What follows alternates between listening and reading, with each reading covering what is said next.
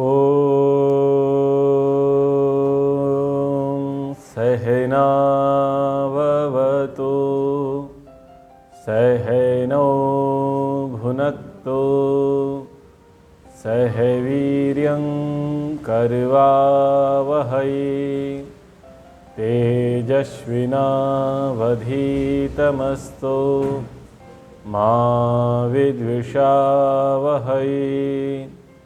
ओम शांति शांति शांति। सांख्य दर्शन की कक्षा में आप सभी का स्वागत है। प्रसंग चल रहा था दुखों से छूटने का। एक ने कहा कि भाई ऐसा प्रयास करो कि परमानेंट दुख छूटे, तो दूसरे ने कहा कि भाई परमानेंट दुख जब ऐसे लगेगा तब देख लेंगे, जब तक ये छोटे छोटे दुख आ रहे हैं हम इनको एडजस्ट कर लेते हैं, इनसे निपटने का उपाय कर लेते हैं।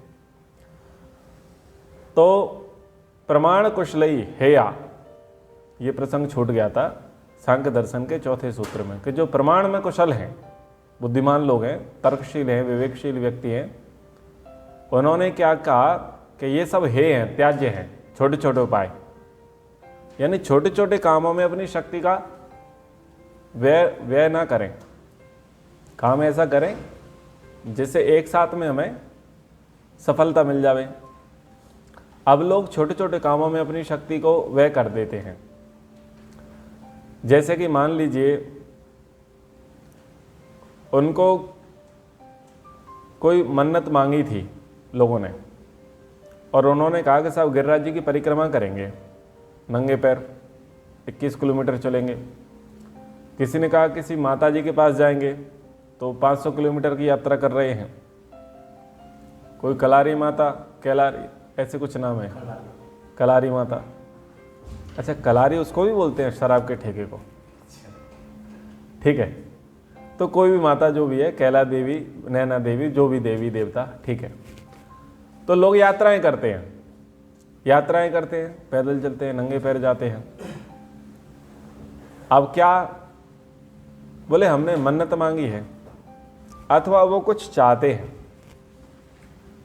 तो है तो छोटे छोटे काम, लेकिन छोटे छोटे कामों के लिए परिश्रम कितना हो रहा है, बहुत ज़्यादा। अभी नौ दुर्गा का व्रत होता है, 9 दिन तक लोग निराहार रहते हैं, नंगे पैर भी चलते हैं। उद्देश्य क्या है कि केवल हमको रहना है। क्यों रहना है? क्योंकि रहते आए हैं। और क्यों रह रहे हैं? बोले पड़ोसी रह रहे हैं, देखा देखी और लोग कर रहे हैं इसलिए हम कर रहे हैं, इसलिए हम करते रहते हैं। अथवा उद्देश्य कितने होते हैं, बहुत छोटे होते हैं, लेकिन शारीरिक परिश्रम कितना होता है, विकट। तो वो व्रत करना, ऐसे प्रयास करना ज़्यादा बुद्धिमत्ता है, या मन और शरीर को शुद्ध करने के लिए प्रयास करना ज़्यादा ठीक है? जबकि ये सरल है, मन पर अंकुश लगाना, शरीर को शुद्ध रखना, शरीर को तपाना, शरीर को मजबूत बनाना, ये सरल है, लेकिन इनको करते नहीं हैं। अभी थोड़ी देर पहले आपने चंद्रायण व्रत विधि पढ़ी ना, कि व्रत कैसे करने चाहिए। तो वो व्रत कैसे हैं? जो मन को और शरीर को शुद्ध कर रहे हैं, पवित्र कर रहे हैं, उनकी अशुद्धि को दूर कर रहे हैं। लेकिन समाज में जो व्रत देखे जाते हैं, लोगों के द्वारा जो प्रयास देखे जाते हैं, वो प्रयास शारीरिक रूप से बहुत कष्टनीय होते हैं, लेकिन फल उनका उतना अच्छा नहीं होता। तो लोगों को छोटे मोटे कामों में अपनी शक्ति को बर्बाद नहीं करना चाहिए। हमें ऐसे काम करना चाहिए जिससे हमें कुछ ज़्यादा लाभ मिले। तो यहाँ कहा प्रकृष्टम मीयते येन तत्प्रमाणम समतोलनम तत्र कुशलई। तो प्रमाण उसको कहते हैं जिससे किसी वस्तु को ठीक से माप तोल लिया जाए, किसी साधन से वस्तु की ठीक ठीक जानकारी प्राप्त हो जाए, उसको प्रमाण कहते हैं। अच्छी प्रकार से माप तोल लिया जाए, जांच परख लिया जाए। तो ऐसे कामों में कौन कुशल होते हैं? प्रमाण कुशल ही ऋषि लोग। उनकी कुशाग्र बुद्धि होती है, तीक्ष्ण बुद्धि होती है, मेधा बुद्धि होती है, प्रज्ञा बुद्धि होती है, तो उसमें कुशल होते हैं। वो पक्ष विपक्ष पूर्वक प्रत्येक विषय पर वो चर्चा करते हैं, गवेषणा करते हैं। एक तरफा उनका चिंतन नहीं होता कि हमको ये अच्छा लगेगा तो हम ये कर लेंगे। उसका विपक्ष भी देखते हैं, उसका दूसरा पक्ष भी देखते हैं। तो उन लोगों ने यह निर्णय लिया कि भाई छोटे छोटे कामों में लगने से कुछ नहीं होगा। पूज्य स्वामी जी महाराज क्या बोलते हैं, इसको बोलते हैं टाइम पास। बोले टाइम पास वाले काम मत करो, ये तो टाइम पास है, थोड़ी देर के लिए दुख आया और हमने उसके निवारण के लिए थोड़े थोड़े साधन अपना लिए, तो ये टाइम पास मत करो, परमानेंट काम करो, जड़ पे पहुंच जाओ। जड़ क्या है? बोले जन्म लेना बंद कर दो। यदि जन्म लेना बंद कर दोगे तो 3 प्रकार के दुखों से छूट जाओगे, और 3 प्रकार के दुखों से छूट गए ये नहीं आपको मुक्ति मिल गई। ठीक है, तो ये प्रसंग अपना चल रहा था। तो आगे 5वें सूत्र पर चर्चा करते हैं। तो आर्ग्यूमेंट इसमें बराबर चलते हैं। जो पूर्व पक्षी है, विद्यार्थी इतना आर्ग्यूमेंट नहीं कर पाएगा गुरुजी से, इतना वो गुरु स्वयं आर्ग्यूमेंट कर रहा है अपनी बातों पर। तो 5वां सूत्र है, आप दोहराइए। उत्कर्षाद अपि मोक्षस्य सर्वोत्कर्ष श्रुतिः। तो पूर्व पक्षी बड़ा चतुर है। बोले यज्ञ आदि जो दृष्ट साधन है उससे आत्मा की उन्नति तो होगी,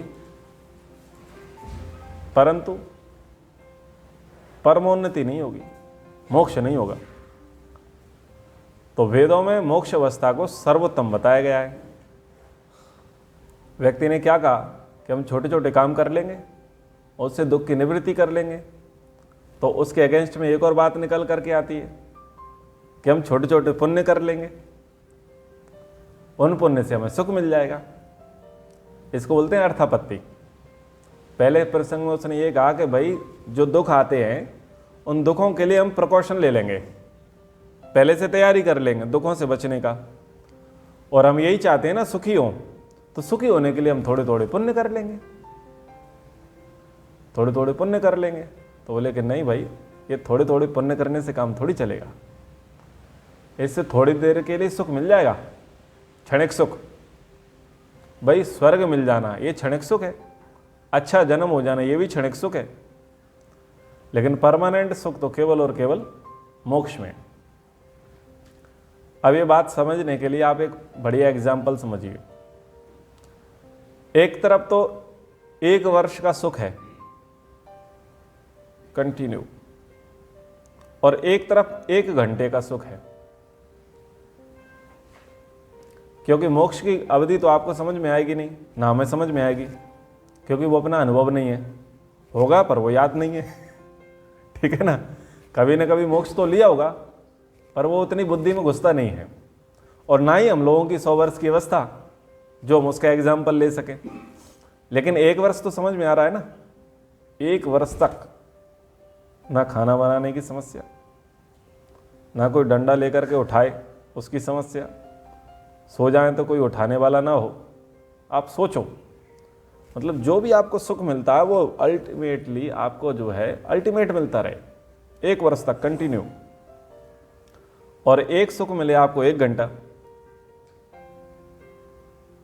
कौन सा अच्छा है? 1 वर्ष वाला प्रयास करना। लेकिन हम किस में लगे हैं टाइम पास करने के लिए? 1 घंटे के सुख में। तो 1 वर्ष का लगातार सुख मानो मोक्ष का सुख, और 1 घंटे का सुख मानो स्वर्ग का सुख। आया आपको समझ में? 1 घंटे का यानी 1 मनुष्य का जन्म, 1 श्रेष्ठ परिवार में, 1 श्रेष्ठ माता पिता, बस इतना ही तो है। कहते हैं ना कि जीवन तो 3 घंटे का है, पहला घंटा बचपन, दूसरा जवानी और तीसरा बुढ़ापा। 3 घंटे की जिंदगी होती है, ठीक है ना। तो घंटे भर का मनुष्य जन्म मान लो, चाहे आप उसमें मंत्री बनो, प्रधानमंत्री बन जाओ, राष्ट्रपति बन जाओ, कुछ भी बन जाओ, लेकिन कितनी देर का सुख था? 1 घंटे का। और उसके अगेंस्ट में कितना घंटे का सुख था? लगाइए, 1 वर्ष में जितने भी घंटे होते होंगे उतने समय तक का सुख था। तो ऐसा अनलिमिटेड सुख यानी मोक्ष का सुख। और वो 1 घंटे का सुख यानी आपने जो शुभ कर्म कर लिए, सकाम शुभ कर्म कर लिए, यज्ञ आदि दृष्ट साधन, आपने कुआं बनवा लिए, बावड़ी बनवा ली, पानी की प्याऊ बनवा दिए, आपने औषधालय बना दिए, अनाथालय बना दिए, ठीक है, वृद्धाश्रम बना दिए, परोपकार के काम कर लिए, सैकड़ों सैकड़ों पेड़ लगा दिए, खूब क्विंटलों से टनों से आपने घी करा दिया, घी से आहुतियाँ करा दिया। तो हैं तो ये दृष्ट साधन। अब इन दृष्ट साधनों से क्या मिलेगा? वही 1 घंटे का सुख, यानी मनुष्य का शरीर ही मिलेगा, स्वर्ग का सुख मिल जाएगा। अच्छा, वो मनुष्य का शरीर जो मिला, स्वर्ग का सुख जो मिला, आपकी तरफ से तो मिल गया, लेकिन भौतिक और दैविक दुख से छूटोगे क्या? हमने यज्ञ आदि दृष्ट साधन वाले प्रयोग किए, खूब दान किया, खूब सेवा की, खूब परोपकार किए, खूब दया का काम किए, धर्म के काम किए, नीति पर चले, अरे हरिश्चंद्र के बाप बन गए, ठीक है ना। परिणाम में क्या मिला? हमको मनुष्य का जन्म मिल गया। अच्छा, जगह भी अच्छी मिल गई, देश भी अच्छा मिल गया, परिवेश भी अच्छा मिल गया, शरीर का सामर्थ्य भी अच्छा मिल गया। लेकिन एक बात बताओ, भौतिक और दैविक दुख पर वश है क्या?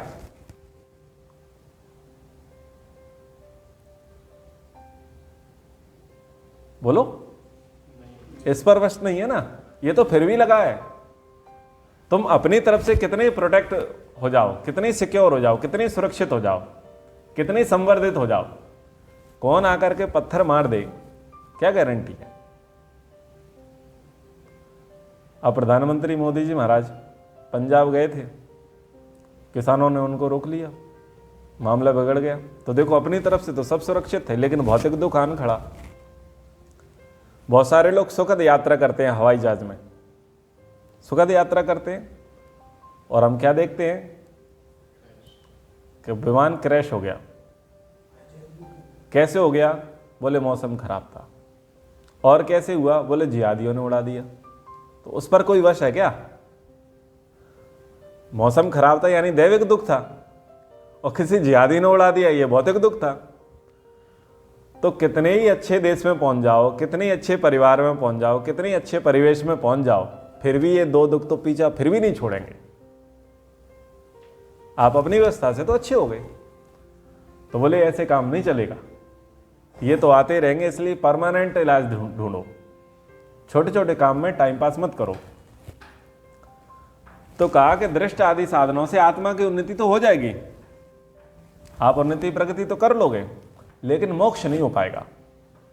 यानी स्वर्ग तो मिल गया, मोक्ष नहीं मिलेगा। वेदों में मोक्ष अवस्था को सबसे उत्तम बताया है, इसलिए हमें मोक्ष अवस्था के लिए प्रयास करना चाहिए। तो कह रहे हैं उत्कर्षादपि शास्त्र वेद यज्ञादि दृष्ट साधनान अनुष्ठानात् भवतु उत्कर्षा। शास्त्र में बताया गया है कि यज्ञ आदि जो उत्कृष्ट साधन है, दृष्ट साधन है, अच्छे साधन है, सकाम शुभ कर्म जो है, वो उनका अनुष्ठान करते हैं तो उनसे क्या होती है? हमारी उन्नति होती है। परंतु उत्कर्षाद हेतु अभी मोक्षे ही खलु उत्कर्षो न।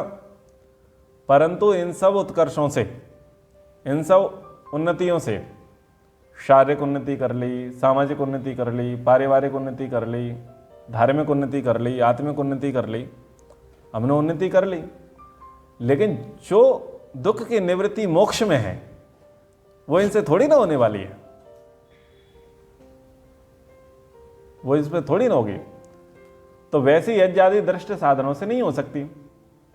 यज्ञ आदि से पुनर्जन्म मिलेगा, विशेष सुख की प्राप्ति हो जाएगी, लेकिन मोक्ष नहीं होगा यतः। इसलिए मोक्ष से सर्वोत्कर्ष श्रुति, क्योंकि शास्त्रों में मोक्ष के विषय में सबसे उत्तम स्थिति बतलाई है।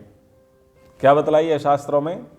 छांदोग्य उपनिषद का प्रसंग आता है, अशरीरम वाव संतम न प्रिया प्रिय स्पृशता। जब व्यक्ति अशरीरम, शरीर से रहित हो जाता है, ऐसी स्थिति में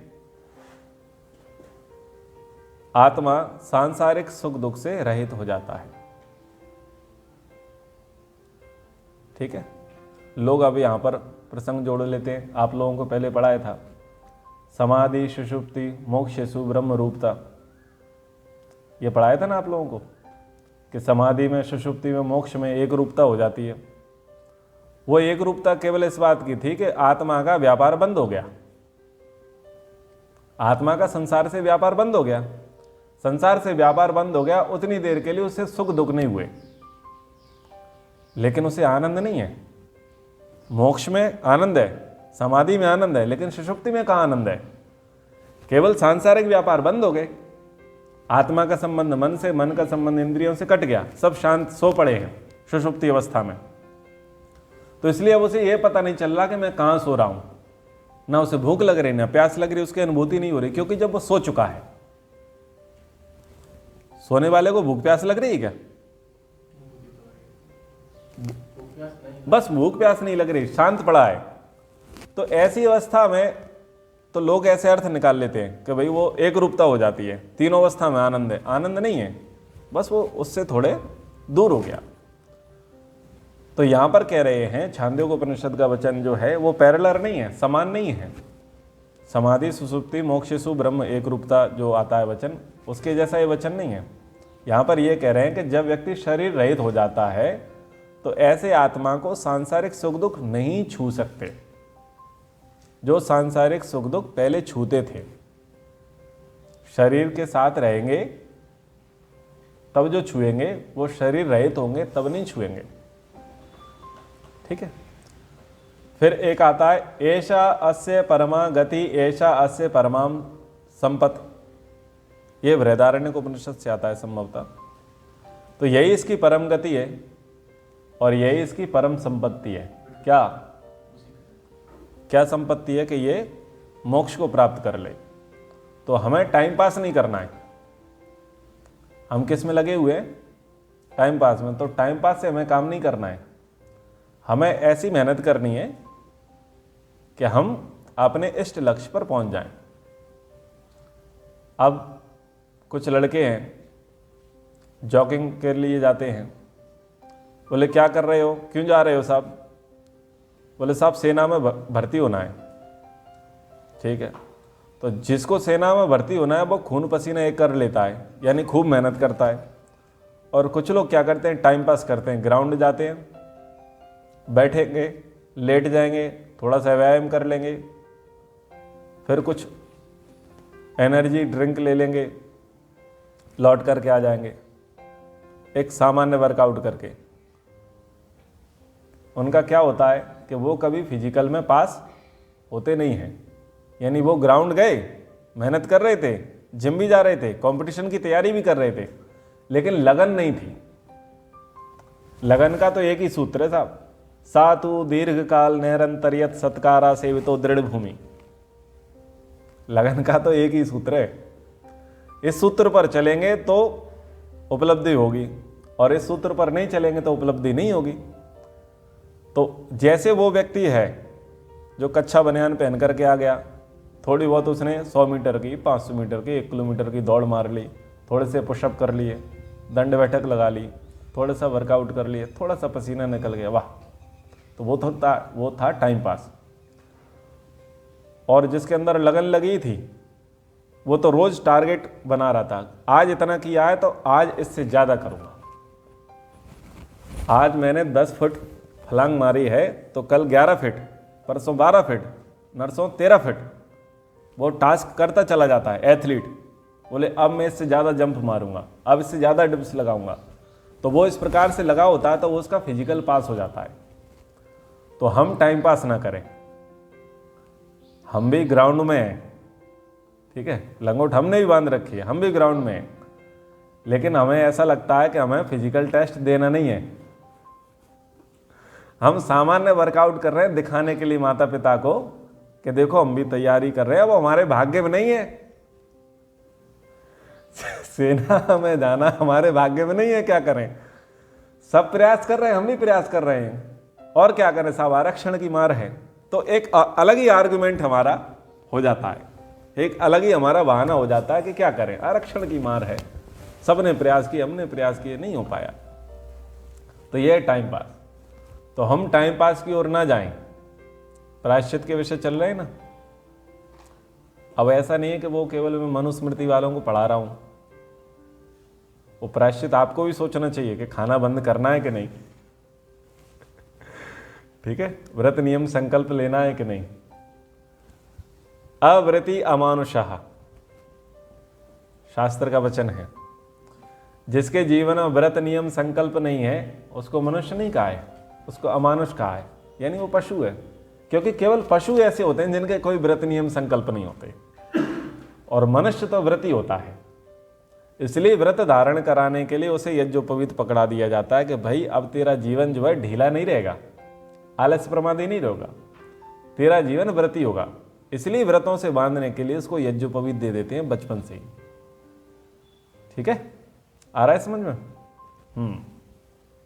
तो यही हमारी परम गति है, इसी से हम सांसारिक सुख दुख से छूट सकते हैं। तस्माद दुख अत्यंत निवृत्ति उपाय मोक्षाय तद एतद यज्ञादि अदृष्ट साधनम उपादेयम न। इसलिए अत्यंत दुख की निवृत्ति रूप मोक्ष की प्राप्ति के लिए यज्ञ आदि जो साधन है उसको अपनाना भी ठीक नहीं है। ये उसने जो है बोल दिया, पूर्व पक्षी ने, यह सिद्धांति ने बोला। ये हाँ, ये सिद्धांति ने बोला है यज्ञादि इनको अपनाना। उसने कहा कि मैं यज्ञादि कर्म कर लूंगा, ये पूर्व पक्ष है ना। तो ये बात तो सिद्धांति की हो गई ना अब, कि अब ठीक नहीं है। पहले पूर्व पक्ष बोल रहा था कि यज्ञादि हम कर लेंगे, तो उन्होंने कहा कि नहीं, यज्ञादि करने से काम नहीं चलेगा।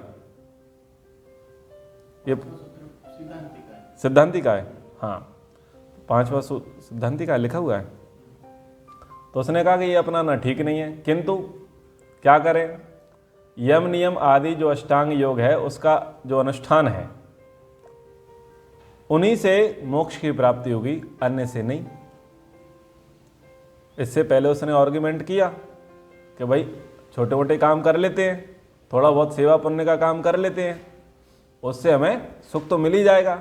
बोले नहीं, छोटे मोटे काम में मत पड़ो, टाइम पास में मत पड़ो, आपको मोक्ष मिलेगा तो अष्टांग योग से ही मिलेगा।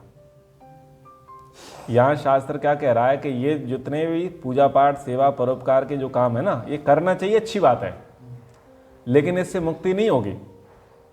बड़े बड़े हवन करो, परोपकार के काम करो, पेड़ लगाओ, दान दक्षिणा दो, ये सब काम करो, अच्छी बात है, करना चाहिए, प्रत्येक मनुष्य को करना चाहिए, उसका धर्म है, उसका कर्तव्य करना चाहिए, लेकिन मोक्ष नहीं होगा।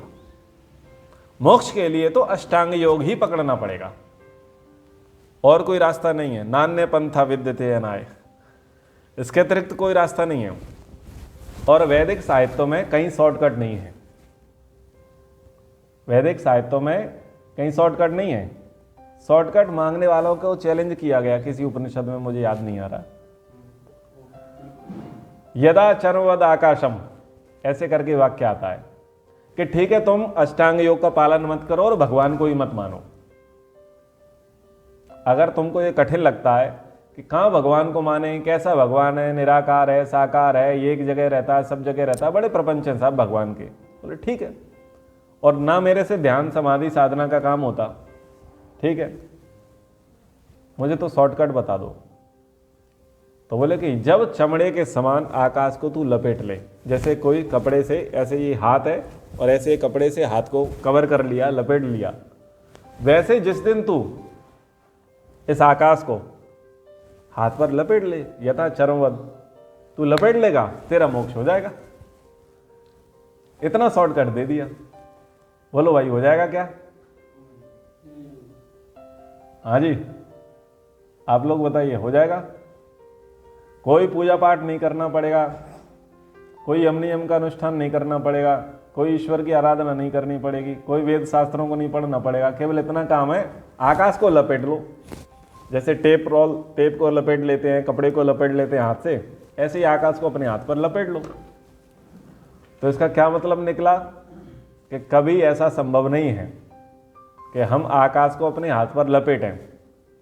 तो फिर क्या करें? बोले आर्ग्यूमेंट मत करो, शांति से गुरुजी को पकड़ो, शास्त्र पढ़ो और अष्टांग योग का अनुष्ठान करो, बस यही रास्ता है, दूसरा कोई रास्ता नहीं है।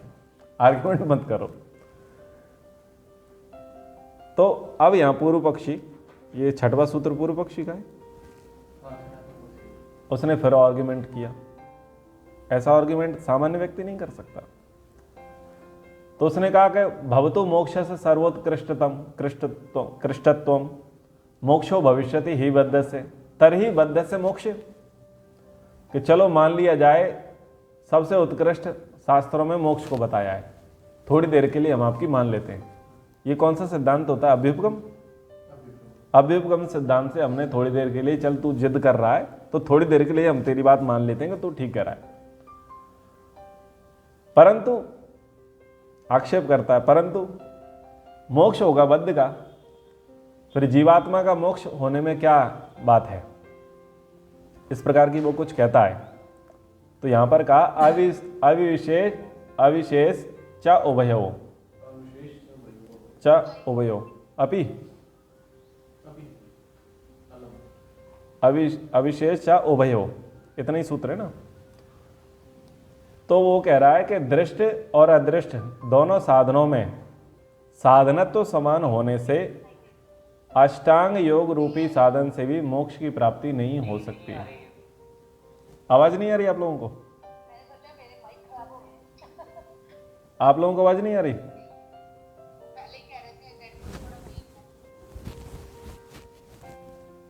तो बोले कि दोनों ही साधन है ना, दृष्टि भी साधन है और अदृष्ट भी साधन है। तो जब एक से नहीं हो रहा तो दूसरे से कैसे हो जाएगा? है तो दोनों ही साधन। तो उसके विषय में कह रहे हैं उभयो दृष्टाद अदृष्टयो साधनयो अपि अवेदो अस्ति नास्ति। कहां पर है भेदः? तो पूर्व पक्षी कहता है कि दोनों प्रकार के साधन आपने बताए, एक आपने दृष्ट बता दिए, दूसरे आपने अदृष्ट बता दिए। दृष्ट कैसे? जो दिखाई देंगे, और अदृष्ट कैसे? जो दिखाई नहीं देंगे। हवन करना दिखाई देगा या नहीं? दिखाई देगा। हमने कहीं पेड़ लगाया, वो दिखाई देगा या नहीं? किसी को पानी पिलाया, किसी गरीब की सेवा की, किसी की फीस भरी, किसी को भोजन कराया, ये है दृष्ट, अच्छे काम जो दिखाई दे रहे हैं, ठीक है। और अदृष्ट यानी ऐसे काम जो दिखाई नहीं दे रहे। अब आपने झूठ बोलना छोड़ दिया, अब आप झूठ बोल रहे हो और नहीं बोल रहे हो, इसका कोई पता थोड़ी ना चलेगा। यह अदृष्ट है एक प्रकार से, क्योंकि आपने अब मन पर संयम कर लिया है। ये आंतरिक जो विषय होते हैं अष्टांग योग के, ये तो आंतरिक होते हैं, ये दिखाई थोड़ी ना देंगे। आप ध्यान करोगे तो बगला भगत के समान बैठ तो गए, लेकिन ध्यान हो रहा है या नहीं हो रहा है ये कैसे पता? ध्यान हो रहा है नहीं हो रहा है ये किसी को पता है क्या? नहीं हो रहा। तो यदि ध्यान हो रहा है तो वो अदृष्ट है, क्योंकि आपके पास कोई मीटर नहीं है उसे नापने के लिए। अब आप गायत्री जप कर रहे हैं, माला आपके हाथ में पकड़ा रखी है, होंठ आपके हिल नहीं रहे और आप बैठे हो। अब ये तो पता है कि आप कुछ कर रहे हो, लेकिन वो गायत्री जप चल ही रहा है या कोई दूसरा जप चल रहा है वो तो नहीं दिख रहा ना, ये अदृष्ट है। यानी ऐसे कर्म जो दिखाई दिए जाएं प्रत्यक्ष रूप से वो तो हो गए दृष्ट, और ऐसे जो ना दिखाई दिए जाएं वो हो गया दृष्ट। तो अहिंसा, सत्य, ब्रह्मचर्य, अस्तेय, ब्रह्मचर्य, अपरिग्रह, शौच, संतोष, तप, स्वाध्याय, ईश्वर प्रणिधान। तो इसमें शौच, संतोष, तप, स्वाध्याय और ईश्वर प्रणिधान ये आंतरिक विषय है, ये आंतरिक विषय है। और बाहरी विषय यम है। अहिंसा दिखाई देगी, आप हिंसा कर रहे हैं अहिंसा कर रहे हैं वो दिखाई देगा। सत्य, आप झूठ बोल रहे हैं या सत्य बोल रहे हैं वो दिखाई देगा। अहिंसा सत्य। अस्तेय, आप चोरी कर रहे हैं कि नहीं कर रहे हैं वो भी दिखाई देगा। लेकिन आंतरिक विषय क्या हो गए? शौच, कि आपका मन शुद्ध पवित्र है या नहीं, आपका विचार वाणी व्यवहार शुद्ध है या नहीं, ये दिखाई नहीं देगा। शरीर की शुद्धि समझ में आएगी क्योंकि वो स्थूल है, लेकिन मन शुद्ध है, आपके मन में शांति है, पवित्रता है, ये तो पता नहीं चलेगा। वो तो तब पता चलेगा जब क्रिया रूप करोगे, और जैसे क्रिया रूप करोगे वो दृष्ट हो जाएगा। तो दृष्ट वाले भी साधन है और अदृष्ट वाले भी साधन है। यानी एक तो काम आपके तरीके दिखाई दे रहे हैं और एक तरीके आपके दिखाई नहीं दे रहे। तो बोले हैं तो दोनों ही साधन। जब जो प्रत्यक्ष दिख रहा है उससे नहीं हो रहा, तो जो नहीं दिख रहा उससे कैसे मान लें? हम ये मानेंगे कि उससे भी नहीं होगा। लोग कहते हैं ना कि जब भगवान दिख रहा है वो तो सुन नहीं रहा, और जो नहीं दिख रहा वो कहां से सुन लेगा भाई? लोग ऐसे आर्गुमेंट करते हैं। तो उसने भी ऐसे ही कहा कि दृष्ट और अदृष्ट दोनों साधनों में कोई भेद नहीं है, क्योंकि दोनों ही साधन है। जैसे यज्ञ आदि दृश्य साधन है, वैसे ही योगाभ्यास, श्रवण मनन निधिध्यासन, ये जो विषय है ये अदृश्य साधन है। दोनों ही साधन है। जब एक साधन से मोक्ष नहीं होता तो दूसरे से कैसे हो जाएगा?